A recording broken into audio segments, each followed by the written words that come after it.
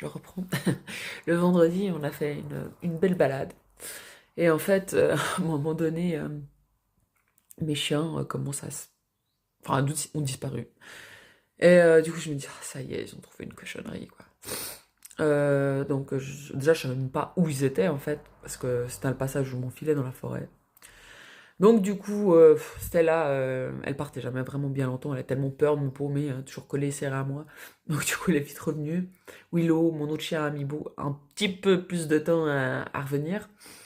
Mais il est revenu aussi. Et puis, au retour, bah, j'ai capté l'endroit où c'était. J'ai vu qu'il y a des gens qui avaient balancé des poubelles. Bref. Donc, passe bah, toute la journée. Ça se passe bien. Pas de soucis.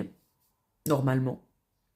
Et en fait, dans la soirée, vers les 10h30, 11h, Stella a commencé à avoir la chichi et faire des allers-retours dedans, dehors. Après, elle a commencé à vomir, vomir, vomir. Du coup, bon, dans cette journée, elle avait justement mangé, donc elle a beaucoup vomi. Je pense que ce qu'elle a mangé. Donc, moi, jusque-là, t'as pas arrivé qu'un chat soit malade, donc c'est pas cool, mais ça m'inquiétait pas plus que ça. Et donc, samedi matin, je pars promener, elle était nouveau revenue dans son état normal. Et du coup, en rentrant de balade, on était dans la forêt, une autre promenade. Du coup, j'ai pas osé retourner à la promenade où il y avait des cochonneries. Je me dis, ils y sont toujours. Et puis, si j'arrive pas, s'ils se rebarrent et puis qu'ils recommencent à manger ces cochonneries, j'ai pas envie de recommencer ça, quoi. Donc, du coup, on fait la promenade. Sur la fin, elle a un petit peu. Je prenais ça comme si elle avait la trouille de quelque chose, mais en fait, non. Je pense qu'elle était pas bien à ce moment-là. Parce qu'elle avait mangé, je pense, beaucoup d'herbe pendant la balade. Et donc, sur le chemin de retour, les 10 minutes de voiture, elle a vomi, mais j'ai pas entendu. Mais c'est au moment où j'ai voulu les sortir de la voiture, il y avait des énormes flaques de liquide, de la bile, quoi. Il y en avait énormément dans la voiture, il y en avait plein les laisses partout. Bref, je fais des lessives, je nettoie tout le machin, et puis elle, durant l'après-midi, elle a fait que des allers-retours dans le jardin. Elle allait vomir, vomir, encore vomir, faisait que ça. Et arrivé milieu d'après-midi, j'ai dit non, mais c'est pas normal ça. Il faut, bah, je sais pas si elle est malade ou quoi, il faut consulter quoi. Donc du coup, après maintes et maintes téléphones, j'arrivais à contacter personne. Parce que bah voilà, ça tombe le week-end, bien sûr. Donc, euh, donc je finis par avoir quelqu'un, un vétérinaire de garde. On va sur Fribourg, on va la montrer samedi soir, du coup, c'était vers les 6h30. Et puis du coup, elle palpe un peu l'abdomen, tout ça. Elle regarde les fesses, elle prend la température. Il y a une légère température. Non, il y avait pas de température à ce moment-là. Mais le ventre est pas plus tendu que ça, en fait. Ça explique pas tous les symptômes, en fait, qu'elle a eu. Autant de vomissements, elle va, entre guillemets, son corps, il va bien. Et puis j'ai expliqué un petit peu la situation, le cancer, tout ça. Et elle m'a dit que, en fait, le fait qu'il y ait le cancer, le système immunitaire ne combat plus autant bien. Donc, elle est affaiblie et elle arrive bien plus difficilement à se remettre d'un simple truc comme une petite indigestion, quoi. Donc, il y a de grandes chances que ce soit ça. Donc, elle fait une injection pour les vomissements. Je sais pas pour la diarrhée, mais je crois surtout les vomissements. Et donc, on rentre. Elle me dit que ça devrait lui redonner de l'appétit dans 1 heure.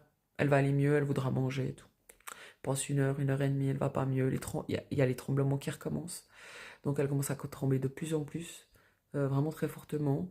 Et comme j'avais des anti-inflammatoires, où j'avais un peu, parce que j'étais un peu informée avec la vétérinaire, on avait préparé un petit peu dans le cas où il y a eu parce qu'il y avait eu 2, 3 petits passages comme ça où elle était comme en angoisse totale, quoi. Et ça, je pense que c'était la douleur.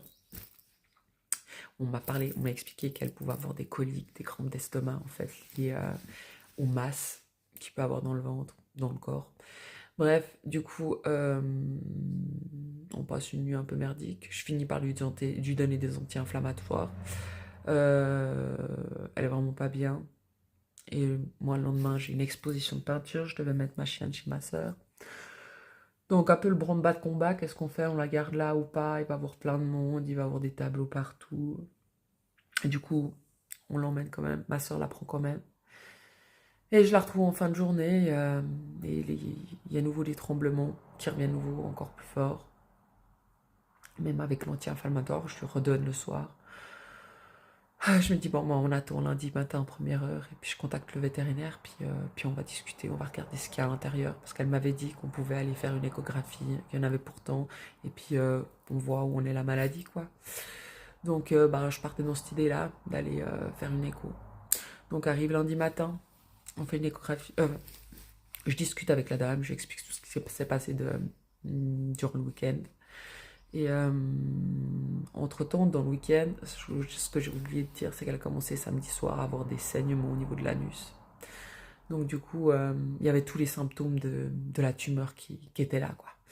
Du coup, je lui en parle, puis je dis, est-ce qu'on pourrait pas regarder au niveau des glandes anales, est-ce qu'il n'y aurait pas un abcès sur la deuxième, ou quelque chose qui se passe sur la glande anale.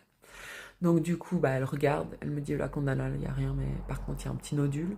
Donc elle me dit, c'est pas ce qui explique le nodule, c'est pas ce qui explique tous les symptômes qu'elle peut avoir en ce moment, mais elle va regarder un peu plus loin, parce que là il commence à avoir des jets de caca quand elle palpait, il y en avait partout.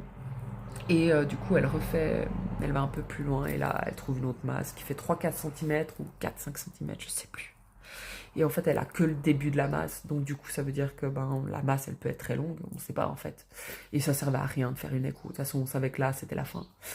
Donc, elle me dit maintenant, il n'y a plus qu'à lui c'est les soins palliatifs, quoi, pour la soulager, pour pas qu'elle souffre.